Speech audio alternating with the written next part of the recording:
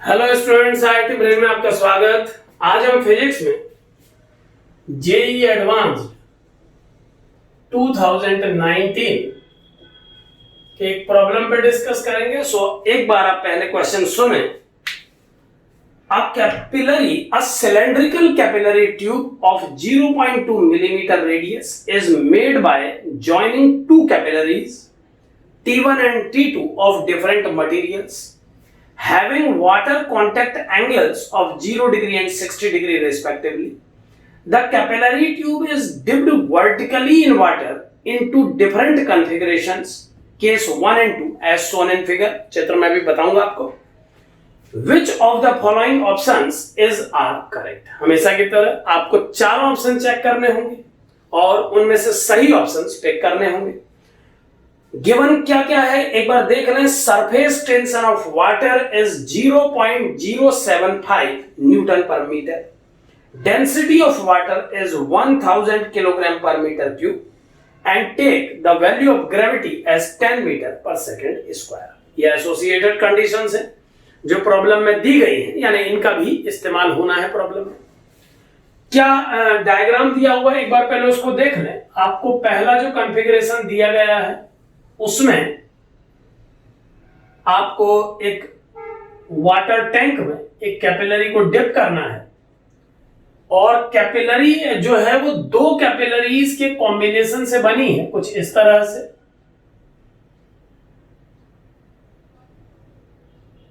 ये दो कैपिलरी के कॉम्बिनेशन से बनी है। इसमें एक कैपिलरी को T1 कहा गया है और एक को T2, यानी ये अलग मटेरियल से बनी है, ये अलग मटेरियल से बनी है। इसे केस 1 कहा गया है। जबकि दूसरी कंडीशन में एक ऐसा ही टैंक बनाया गया है। इसी के पैरेलल बना देता हूं, कंपैरिजन में आसानी रहेगी। एक दूसरा टैंक बनाया गया है, इसमें वाटर है और एक कैपिलरी आपको इस केस में भी दी गई है जो दो कैपिलरी का कॉम्बिनेशन है। और इस बार इस सिस्टम में मैं देख पा रहा हूं कि जो अपर कैपिलरी है उसे T1 बोला गया है और लोअर को T2, यानी जिस मटेरियल की कैपिलरी पहले ऊपर लगी थी उस मटेरियल की अब यहां नीचे लगाई गई है और इस मटेरियल की कैपिलरी को यहां रिप्लेस कर दिया गया है। ये सभी कैपिलरी सिलेंड्रिकल हैं। कुछ इस तरह से आप समझें इसको। इसे केस 2 का नाम दिया गया है और आपको 1 और 2 केस के बीच में 4 ऑप्शंस दिए गए हैं जिनमें आपको सही ऑप्शन पिक करना है। अब एक काम करते हैं, सबसे पहले इसका जनरल एनालिसिस कर लेते हैं, क्योंकि कैपिलरी के केस में जब आप इस सिस्टम को डिप करेंगे वाटर में तो क्या सिचुएशन अराइज होगी या इस कॉम्बिनेशन के केस में क्या कंडीशन बनेगी, वो सब जानने के लिए सबसे पहले हम एक कैलकुलेशन कर लेते हैं कि अगर हम T1 कैपिलरी बस यूज करते तो क्या सिचुएशन बनती और अगर हम केवल T2 को यूज करते तो क्या सिचुएशन बनती, यानी दोनों इंडिपेंडेंट क्या कंडीशन देते हैं हम पहले वो कैलकुलेट कर लेते हैं। हमें वाटर का सरफेस टेंशन, वाटर की डेंसिटी और ग्रेविटी गिवन है और इसके अलावा मैं आपको बता दूं कि जो T1 कैपिलरी है उसका वाटर के साथ कांटेक्ट एंगल 0 डिग्री दिया हुआ है, जबकि सेकंड कैपिलरी के मटेरियल के लिए यह एंगल 60 डिग्री है। हम जानते हैं कि कांटेक्ट एंगल का वैल्यू मटेरियल और लिक्विड की प्रॉपर्टीज पे डिपेंड करता है। तो वाटर और जिस मटेरियल की कैपिलरीज बनी है उनके अकॉर्डिंगली ये डाटा गिवन है। 0 डिग्री एंड 60 डिग्री दिया गया है। Radius of capillary tube 0.2 mm दी हुई है, यानी सभी कैपिलरी जो इस प्रॉब्लम में यूज हो रही है उसकी रेडियस को 0.2 मिलीमीटर अप्लाई किया जाना है। अब कैसे करेंगे या क्या मैं कैलकुलेट कर लेना चाहता हूं, पहले आप उसे समझें। सबसे पहले हम ये मानते हुए कि जो मेनिस्कस बनेगा टॉप पे इन कैपिलरीज के केसेस में वो इग्नोरेबल वाटर को अपने में कंटेन किए हुए है। कैलकुलेट करना चाहेंगे उस हाइट को जहां तक इन कैपिलरीज में ये वाटर राइज करेगा। यहां पर ये ध्यान दें कि मैंने नेग्लेक्ट करने की बात इसीलिए कही है क्योंकि मैं देख पा रहा हूं कि सभी ऑप्शन में एक कॉमन स्टेटमेंट दिया हुआ है कि neglect the weight of water in the meniscus. तो वाटर मेनिस्कस में जो होता है उस वाटर के अमाउंट को नेग्लेक्ट करते हुए अगर मैं डायरेक्ट हाइट कैलकुलेट करने की कोशिश करूं तो जिस फॉर्मूले का इस्तेमाल किया जाता है कैपिलरी राइज के केस में, मैं उसे लिख रहा हूं, आप ध्यान से समझें। It is H equal to 2t cos theta upon R rho and G। So इस तरह से अगर मैं इस फॉर्मूले को यूज करके दोनों ही कैपिलरीज के लिए इंडिपेंडेंट राइज कैलकुलेट करूं तो वो क्या आएगा एक बार देखें आप। तो फर्स्ट कैपिलरी के लिए ये आ जाएगा 2 इंटू टी, यहां पर सरफेस टेंशन है और हमने देखा था कि सरफेस टेंशन का वैल्यू गिवन है, ये 0.075 दिया हुआ है एमकेएस सिस्टम में। cos थीटा का वैल्यू फर्स्ट कैपिलरी के लिए 1 हो जाएगा cos 0, रेडियस 0.2 mm है जिसे मैं मीटर में कन्वर्ट कर दे रहा हूं, -3 से मैंने मल्टीप्लाई कर दिया है। डेंसिटी 1000 यानी 10 टू द पावर 3 और ग्रेविटी को 10 दिया हुआ है। आप देख पा रहे हैं सिंपल कैलकुलेशंस हैं, 10 और 0.2 मल्टीप्लाई होकर 2 बन जाएंगे और फाइनली ये 0.075 मीटर यानी 7.5 सेंटीमीटर आ जाएगा। यानी पहली कैपिलरी अगर इस प्रॉब्लम में यूज की गई होती, ऐसा नहीं किया गया है, बस मैं बता रहा हूं कि अगर पहली कैपिलरी एलोन यूज की गई होती इस प्रोसेस में तो 7.5 सेंटीमीटर तक वाटर राइज होता। और अगर मेनिस्कस को भी ध्यान में रखें तो हम जानते हैं इसमें कुछ बहुत रिडक्शन आता है, तो उस केस में यह हाइट 7.5 सेंटीमीटर से थोड़ा सा कम होती है। क्योंकि मेनिस्कस में वाटर के अमाउंट को नेग्लेक्ट करने की बात कर रहा है प्रॉब्लम, तो हम उसे कंसिडर नहीं कर रहे हैं। हम अपने थ्योरी पार्ट में स्टूडेंट्स के साथ ये डिस्कस करते हैं कि कैसे मेनिस्कस में प्रेजेंट वाटर के कारण थोड़ा सा हाइट लेवल में चेंज आता है, वो रिडक्शन क्या होता है, कैसे कैलकुलेट किया जाता है, ये सब हम थ्योरी में डिस्कस करते हैं। फिलहाल इस प्रॉब्लम के अकॉर्डिंगली हम उस पार्ट को इग्नोर करते हुए इस हाइट को कैलकुलेट कर रहे हैं। केवल आपकी जानकारी के लिए फिलहाल बता दूं कि वो हाइट इस एक्चुअल हाइट से थोड़ा सा कम हो जाती है मेनिस्कस के वाटर को कंसिडर करते हुए। अब अगर दूसरी कैपिलरी के लिए मैं इंडिपेंडेंट कैलकुलेशन करूं तो आप देख पा रहे हैं कि 2t R रो और G ये सभी डाटा दूसरे केस में भी यही होंगे, केवल cos थीटा का वैल्यू cos 60 हो जाएगा और cos 60 1/2 होता है। सो सेकंड केस में हम कह सकते हैं कि हाइट इससे हाफ होनी चाहिए, इससे 1/2 मल्टीपल होनी चाहिए। सो पहले केस में अगर वाटर राइज का वैल्यू 7.5 सेंटीमीटर है तो दूसरे केस में इसे 7.5/2 यानी कि 3.75 सेंटीमीटर होना चाहिए। अब ये कैलकुलेशन हमने किए हैं तब के लिए जब आप T1 और T2 कैपिलरीज को इंडिपेंडेंटली यूज करें। अब इस प्रॉब्लम पे आते हैं। देखिए इस प्रॉब्लम में दोनों कैपिलरी का इस तरह का कॉम्बिनेशन बना के यूज किया गया है। सो वन बाय वन मैं ऑप्शन पिक कर रहा हूं, पहले उन ऑप्शंस को मैच करा लेते हैं जिन ऑप्शंस में डायरेक्ट हाइट लेवल के बारे में डिस्कस किया गया है मेनिस्कस को इग्नोर करते हुए। तो मैं ऑप्शन पढ़ रहा हूं, ऑप्शन 2 मेरे सामने है। For case 2 if the capillary joint is 5 centimeter above the water surface, अगर इस सिस्टम को इतना डिप करा दें कि वाटर लेवल से इस जॉइंट का डिस्टेंस 5 सेंटीमीटर हो तो कहता है the height of water column raised in the tube will be 3.75 centimetre और आगे लिखा है neglect the weight of water in the meniscus. So इस सेकंड केस में अगर हम इस सिस्टम को इतना डिप कर दें इस लिक्विड में कि लिक्विड सरफेस से जॉइंट का हाइट केवल 5 सेंटीमीटर बचे, तो जैसा कि आप जानते हैं हमने कैलकुलेट किया है कि जब आप इस केस 2 में इस कैपिलरी को डिप करेंगे तो प्रीलिम हम देख पा रहे हैं कि T2 कैपिलरी में वाटर राइज होगा और हम जानते हैं T2 कैपिलरी में वाटर राइज होने की अपर लिमिट 3.75 सेंटीमीटर है और आपने वाटर सरफेस से 5 सेंटीमीटर तक स्पेस अवेलेबल किया है। तो पहला ऑप्शन सही है कि वाटर 3.75 हाइट तक ही राइज करेगा। सो फर्स्ट चॉइस करेक्ट है। अगली चॉइस में आए जो थर्ड चॉइस है यहां पर लिखी हुई, मैंने पहले सेकंड चॉइस पढ़ी थी। फर्स्ट चॉइस मुझे इस तरीके की चॉइस नहीं लग रही है, वो एक सब्जेक्टिव पार्ट है, उसे बाद में पढ़ेंगे।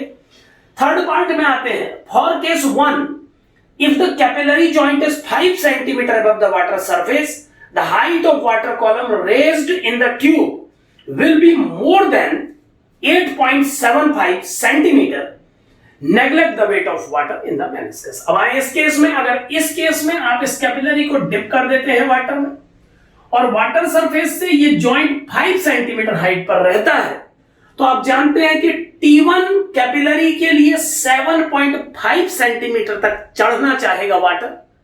सो जब 5 सेंटीमीटर स्पेस अवेलेबल होगा तो वाटर 5 सेंटीमीटर तक पूरा राइज करने के बाद जब T2 लिक्विड में एंटर करने की कोशिश करेगा तो जैसा डाटा बता रहा है कि T2 में 3.75 सेंटीमीटर ही अलाउ है। तो हम समझ सकते हैं कि T1 और T2 के जॉइंट पे पहुंच के वाटर 5 सेंटीमीटर कंप्लीट हो जाने के बाद अपने मेनिस्कस के शेप को चेंज करके इसी पोजीशन पे अपने को स्टेबलाइज कर लेगा। वो अपर लिक्विड T2 में चेंज होने की कोशिश नहीं करेगा। आप समझ सकते हैं कि T2 लिक्विड में मैक्सिमम हाइट 3.75 है, जबकि आपने यहां पर 5 सेंटीमीटर स्पेस तक लिक्विड को फिल कर दिया है। सो 5 सेंटीमीटर फिलिंग के बाद अगर ये अपर लिक्विड में शिफ्ट होने की कोशिश करता है तो हम समझ सकते हैं कि ये पॉसिबल नहीं है, क्योंकि लिक्विड कॉलम का हाइट जितना ज्यादा हो चुका है वो सरफेस टेंशन जो अपर कैपिलरी देगी लिक्विड को, वो वेट इस सरफेस टेंशन के फोर्स से एडजस्ट नहीं किया जा पाएगा। तो सिचुएशन क्या बनेगी समझे कि बाउंड्री पे आके ये मेनिस्कस अपने कांटेक्ट एंगल को 0 डिग्री से इंक्रीज करने की कोशिश करेगा ताकि ये 5 सेंटीमीटर हाइट में ही अपने को मैनेज कर ले। सो इस सेकंड लिक्विड में ये मेनिस्कस एंटर नहीं करेगा और बाउंड्री पे आके अपनी पोजीशन को, अपने शेप को, अपने कांटेक्ट एंगल को एडजस्ट करेगा। सो 8.75 सेंटीमीटर तक वाटर चढ़ जाएगा। ये ऑप्शन एक गलत ऑप्शन है, ऐसा नहीं होना चाहिए। लास्ट ऑप्शन, फोर्थ ऑप्शन एक बार पढ़ लें। For case 1, if the joint is kept at 8 centimetre above the water surface. अब इस केस में अगर इस जॉइंट को सरफेस ऑफ लिक्विड से 8 सेंटीमीटर ऊपर रखा जाए तो कहता है the height of water column in the tube will B 7.5 centimetre, neglect the weight of water in the meniscus. So clearly अगर आपने 8 सेंटीमीटर स्पेस T1 कैपिलरी में बचा रखा है और हम जानते हैं कि 7.5 सेंटीमीटर हाइट तक लिक्विड का वेट सरफेस टेंशन के फोर्सेस एडजस्ट कर पा रहे हैं, तो वाटर 7.5 तक राइज करेगा और वहां पर स्टॉप हो जाएगा। सो ये ऑप्शन एक सही ऑप्शन है। सो अभी तक 3 ऑप्शन जो हमने पढ़े हाइट से रिलेटेड, उनमें 2 सही, 1 गलत है। अगर इस केस में आप 5 सेंटीमीटर स्पेस देंगे तो वाटर 3.75 तक एडजस्ट कर लेगा अपने को। अगर इस केस में आप 5 सेंटीमीटर स्पेस देंगे तो 5 सेंटीमीटर तक राइज होने के बाद दूसरी ट्यूब में नहीं जा पाएगा, और अगर आप 8 सेंटीमीटर स्पेस देंगे तो 7.5 सेंटीमीटर पोजीशन पे अपने को एडजस्ट कर लेगा। लास्ट सब्जेक्टिव ऑप्शन जो कि पहला ऑप्शन है, एक बार मैं उसे पढ़ रहा हूं, आप लोग ध्यान से सुने।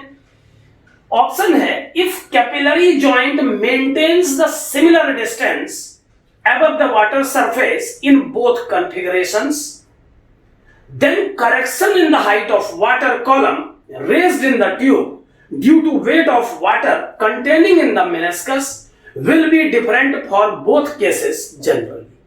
अब क्या मतलब है इस बात का समझें कि अगर आप दोनों कंडीशंस में एक जैसा सिचुएशन क्रिएट करें, यानी कि दोनों ही कंडीशन में आप इस तरह से कैपिलरी को डिप करें कि इस कंडीशन में अगर वाटर सरफेस के ऊपर इस जॉइंट की हाइट x है तो इस कंडीशन में भी x रहे, और आप ऐसे सिमिलर कॉन्फ़िगरेशंस को कंपेयर करें तो ऑप्शन में ये लिखा है कि correction in the height of water column raised in the tube due to weight of water content in the meniscus will be different for both cases generally. तो यहां पर ध्यान दें कि दोनों ही केसेस में सिमिलर कंडीशन बनाने को कहा गया है इस ऑप्शन में, लेकिन यह नहीं बताया गया है कि यहां पर यह हाइट कितनी रखी जाए और कितनी यहां रखी जाए। हमें मालूम है, यह गिवन है कि दोनों में एक जैसी सिचुएशन बनानी है, बट वो हाइट लेनी कितनी है ये हमें नहीं दिया गया है। सो हमें इस केस को एनालाइज करना होगा सभी वैल्यूज के लिए। तो एक रफ आइडिया मैं आपको बताऊं कि जब आप इस केस में लगातार इस ट्यूब के वाटर सरफेस के ऊपर जॉइंट की हाइट को वेरी कराएंगे तो क्या सिचुएशन बनेगी एक बार समझें। शुरुआत करते हैं उस केस से जब आपने इस वाटर सरफेस के ऊपर इस जॉइंट की हाइट को 8 सेंटीमीटर रखा था।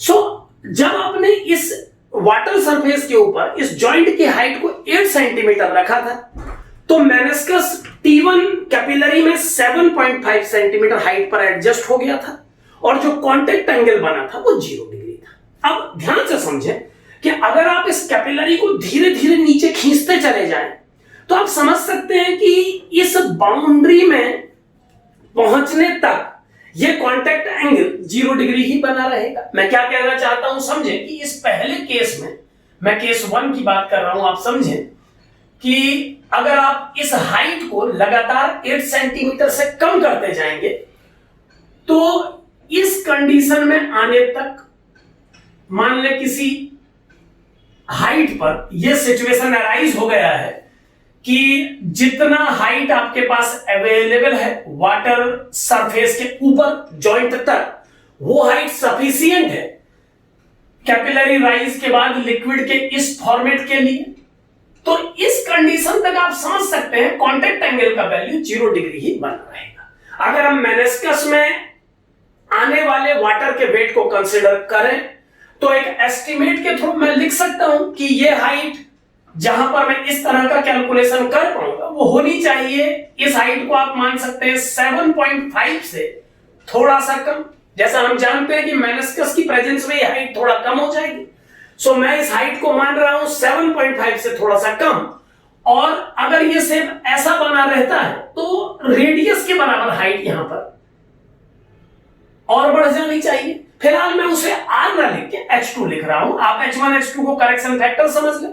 एक बार फिर मैं समझा देता हूं कि अगर हम 8 सेंटीमीटर वाली सिचुएशन से स्टार्ट करें तो 8 सेंटीमीटर वाली सिचुएशन में जब जॉइंट से वाटर सरफेस तक का डिस्टेंस 8 सेंटीमीटर था तो कोई डाउट नहीं था, क्योंकि लिक्विड 7.5 हाइट तक जाकर के अपने को एडजस्ट कर ले रहा था। एक बात यहां पर ध्यान दें कि वो 7.5 हाइट नहीं होगी, 7.5 से स्लाइटली कम होगी। मैंने उस रिडक्शन को H1 से शो किया है और ये जो मेनिस्कस के बनने के कारण ये एडिशनल हाइट बनी है, इसे हम H2 से शो कर रहे हैं। इसे हम R लिख सकते हैं इस केस में, बट हम जानते हैं कि 60 डिग्री वाले सेकंड केस में हम इसे R नहीं लिख पाएंगे, तो मैं इसे जनरल नोटेशन H2 से प्रेजेंट कर रहा हूं, आप इसे H1 H2 में ही समझें। सो जब आपकी ये height 7.5 minus H1 plus H2 हो जाएगी तो वो लास्ट कंडीशन होगी जब ये मेनिस्कस अपने शेप को 0 डिग्री कांटेक्ट एंगल वाला शेप देगा। उसके बाद जब आप इस कैपिलरी को और खींच लेंगे वाटर में, यानी आप इस हाइट को इससे भी कम कर देंगे, तो फिर ये मेनिस्कस अपने शेप को चेंज करेगा, क्योंकि हम जानते हैं कि वो अपर कैपिलरी में शिफ्ट नहीं हो पाएगा। ये बात क्लियर है कि अपर कैपिलरी के लिए कैलकुलेशन किया जा चुका है। 3.75 सेंटीमीटर हाइट तक चढ़े लिक्विड का वेट ही मैनेज कर सकता है अपर कैपिलरी के द्वारा दिया गया सरफेस टेंशन वाटर को। सो इस केस में जब आप हाइट को इस वैल्यू से कुछ और कम करेंगे, कैपिलरी को वाटर में और डिप करा देंगे, तो ये मेनिस्कस 0 डिग्री वाली सिचुएशन से बढ़ता हुआ 10 डिग्री 20 डिग्री वाली कंडीशन में अपने को चेंज करने की कोशिश करेगा, लेकिन रहेगा ये T1 कैपिलरी में ही। अब ये सिचुएशन कब तक रन होगी एक बार समझे कि जब आप इस हाइट को लगातार कम करते रहेंगे तो कम करते रहने पर यह कांटेक्ट एंगल 0 डिग्री से ओपन होता रहेगा, ये बढ़ता रहेगा, कांटेक्ट एंगल की वैल्यू बढ़ती रहेगी और बढ़ते बढ़ते जब आप इस हाइट को कम करते करते 3.75 के साथ होने वाले कैलकुलेशन तक पहुंचा देंगे।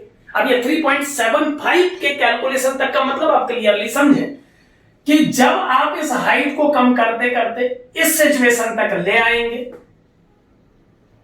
कि इस फर्स्ट लिक्विड में जब ये मेनिस्कस अपना शेप बनाएगा तो ये कांटेक्ट एंगल 60 डिग्री हो जाए। यानी कि मैं क्या बोलना चाहता हूं एक बार समझे कि अगर मैं इस हाइट को प्रेजेंट करने की कोशिश करूं तो आप समझ सकते हैं ये 3.75 से थोड़ा सा कम होना चाहिए, और इस मेनिस्कस की एक्स्ट्रा हाइट को अगर मैं H4 लिख दूं तो इतना और बढ़ा लेता हूं, यानी जब इस वैल्यू तक ये सिचुएशन पहुंच जाएगी तो इस वैल्यू तक इस सिचुएशन के पहुंचने पर ये मेनिस्कस अपने शेप को 60 डिग्री वाले शेप में बदल देगा। देखिए थोड़ा सा कॉम्प्लिकेटेड डाटा आपको दिख रहे होंगे, रीजन ये है कि अदर पार्ट्स में मेनिस्कस के वेट, मेनिस्कस में भरे वाटर के वेट को इग्नोर करने को कहा गया था, बट इस पार्ट में मेनिस्कस में वाटर के कंटेंट पर ही प्रॉब्लम पुट अप किया गया है। तो समझने की कोशिश करें कि जब आप 8 सेंटीमीटर से हमने स्टार्ट इसीलिए किया है क्योंकि वो एक क्लियर केस है जिसमें हम जानते हैं कि 7.5 सेंटीमीटर हाइट तक लिक्विड चढ़ेगा और T1 में ही सारा केस एंड हो जाएगा। लेकिन जब आप इस कैपिलरी को लगातार नीचे खींचेंगे लिक्विड में और यह हाइट बदलने लगेगी तो कुछ देर तक मेनिस्कस 0 डिग्री वाली सिचुएशन में मैनेज करेगा, लेकिन इतनी हाइट जब बच जाएगी तो ये लास्ट कंडीशन होगी जब आप 0 डिग्री वाला शेप देख पाएंगे। अब कैपिलरी को आप खींचेंगे जब वाटर के अंदर तो ये शेप 0 डिग्री से कांटेक्ट एंगल को वेरी कराते हुए बनेगा और इस हाइट में पहुंचने तक ये 60 डिग्री हो चुका होगा। और इसके बाद जब आप कैपिलरी को और पुल करेंगे अंदर को तो अब ये जो लिक्विड है ये दूसरी कैपिलरी T2 में शिफ्ट हो जाएगा और अपने शेप को 3.75 हाइट मैनेज करते हुए, एक्चुअली अगर बात करें तो 3.75 से थोड़ा कम होनी चाहिए, तो 3.75 से थोड़ा कम इस वैल्यू को अप्रोच करने के बाद सेकंड कैपिलरी में जाके ये वैल्यू 60 डिग्री पर, कांटेक्ट एंगल की वैल्यू 60 डिग्री पर स्टैटिक हो जाएगी। यानी जो वेरिएशन आया उनको समझें कि 8 सेंटीमीटर कंडीशन में 0 डिग्री कांटेक्ट एंगल और जैसे जैसे आप कैपिलरी को खींचते रहे ये बाउंड्री में टच करने की कंडीशन तक 0 रहा, फिर इस मेनिस्कस का शेप चेंज हुआ और इस हाइट से इस हाइट तक पहुंचने पर ये मेनिस्कस का शेप 60 डिग्री पे आ गया। अब आप और अगर खींचेंगे इस कैपिलरी को पानी में तो ये मेनिस्कस इस कैपिलरी T1 को छोड़ के T2 में स्विच हो जाएगा और उसके बाद ये T2 कैपिलरी में 60 डिग्री पर ही अपने को मैनेज करेगा। अब अगर मैं इस पूरी जानकारी को एक डाटा कलेक्शन के रूप में लिखूं तो आप समझें कि जब ये कॉलम में अवेलेबल हाइट 7.5 सेंटीमीटर से ज्यादा थी तो उस कंडीशन में श्योरली जो कांटेक्ट एंगल था वो 0 डिग्री था।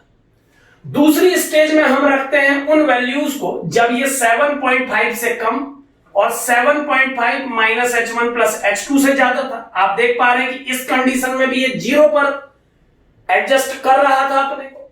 जब ये value 7.5 minus H1 plus H2 से कम हो गई और 3.75 माइनस H3 प्लस H4 तक पहुंच गई तो इस केस में कांटेक्ट एंगल की वैल्यू 0 डिग्री से चेंज होकर 60 डिग्री तक वेरी कर रही थी।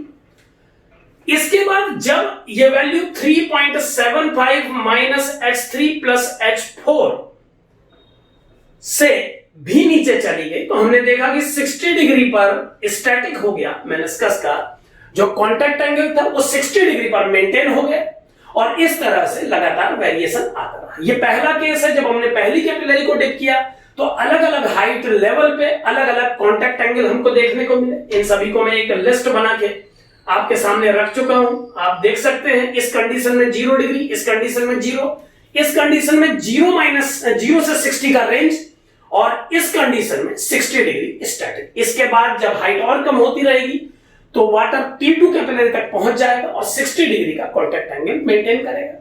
अब दूसरी सिचुएशन में सिमिलर डिस्कशन को एक बार आगे बढ़ाते हैं। अगर हम दूसरी कंडीशन में बात करें, ये सब मैं यहां से हटा रहा हूं, ये कैलकुलेशन हम कर चुके हैं।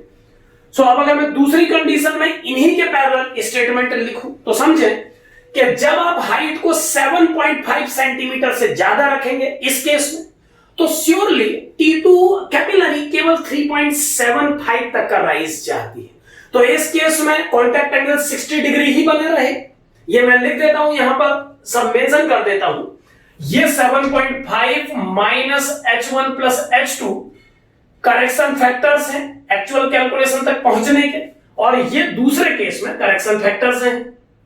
अब ये जो कंडीशंस हमने लिखी है, ये कांटेक्ट एंगल ये केस 1 के लिए लिखे जा रहे हैं इन वैल्यूज से एसोसिएटेड, और इसी के बगल में मैं केस 2 के लिए इन्हीं से एसोसिएटेड वैल्यूज लिखूंगा। ध्यान देते रहें, केस 1 में इससे एसोसिएटेड एंगल 0 है, जबकि केस 2 में इससे एसोसिएटेड एंगल 60 डिग्री है। देन आप 7.5 से 7.5 माइनस H1 प्लस H2 तक जब वैरी करेंगे तो इस स्मॉल चेंज का कोई फर्क नहीं पड़ेगा इस T2 के लिए, क्योंकि वो तो 3.75 पे ही एडजस्ट हो चुका है। इस केस में भी कांटेक्ट एंगल को मैं 60 डिग्री लिख रहा हूं, जबकि इस केस में ये 0 डिग्री था। आप ध्यान देते रहे।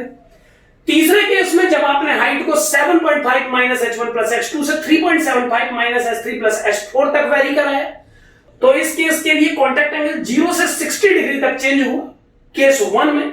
अब इस केस में आप ध्यान दें, इस केस में इस तीसरे रेंज में भी ये कॉन्टैक्ट एंगल 60 डिग्री बना ही रहेगा, क्योंकि आप जानते हैं कि अगर 3.75 माइनस H3 प्लस H4 तक की हाइट मिलेगी तो भी लिक्विड 60 डिग्री एंगल के साथ मैनेज कर रहा है। और इस सेकंड केस में T2 कैपिलरी नीचे तरफ है तो ये केस भी एडजस्ट हो जाएगा। इसके बाद चौथी कंडीशन में जब आप इस हाइट को 3.75 माइनस H3 प्लस H4 से कम करेंगे तो उस केस में अब इस कॉलम की हाइट, जितनी हाइट तक ये ट्यूब वाटर को राइज करा सकती है उससे भी कम हो जाएगी।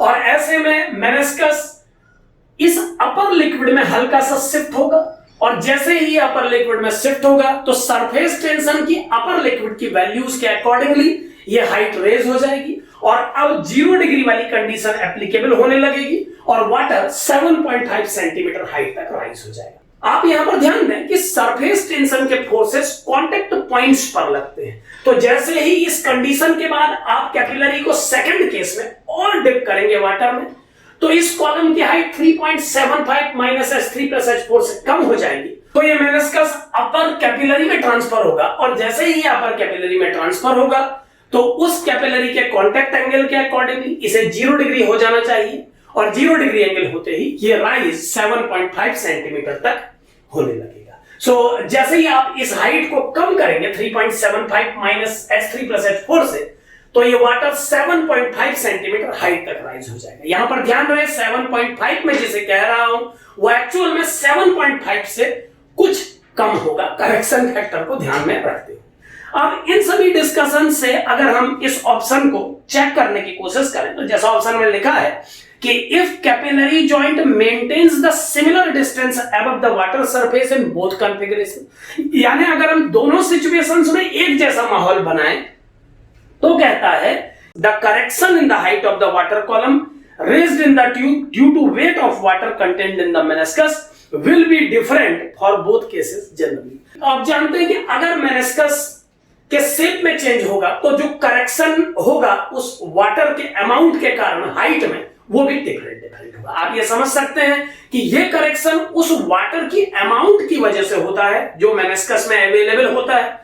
तो अगर मेनिस्कस का शेप डिफरेंट होगा तो फिर करेक्शन भी डिफरेंट होगा। सो इस हाइट के लिए 7.5 से बड़ी वैल्यूज के लिए अगर आप दोनों को एक साथ डिप करते हैं सिमिलर कंडीशन में तो डिफरेंट कंडीशन बनेगी, दूसरे केस में भी डिफरेंट कंडीशन बनेगी, तीसरे केस में भी डिफरेंट कंडीशन ही बनेगी। लेकिन जस्ट इस वैल्यू